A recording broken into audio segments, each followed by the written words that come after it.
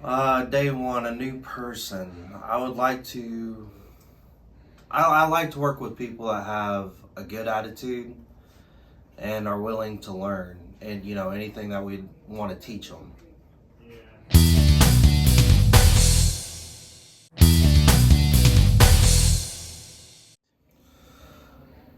Two tools. I'd say a nail bag, a nail apron, and a hammer. And from there we could assist with anything else they would need.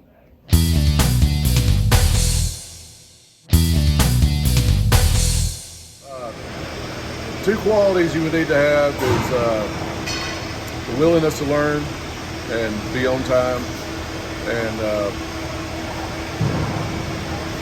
you would want to have a tape measure and your hood as far as the two things to have when you show up on your first day.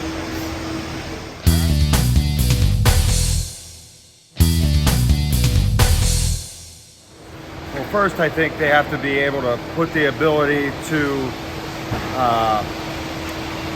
what they've learned aside and start new, just be able to listen without being clouded by all the previous experience, but still be able to access that when needed.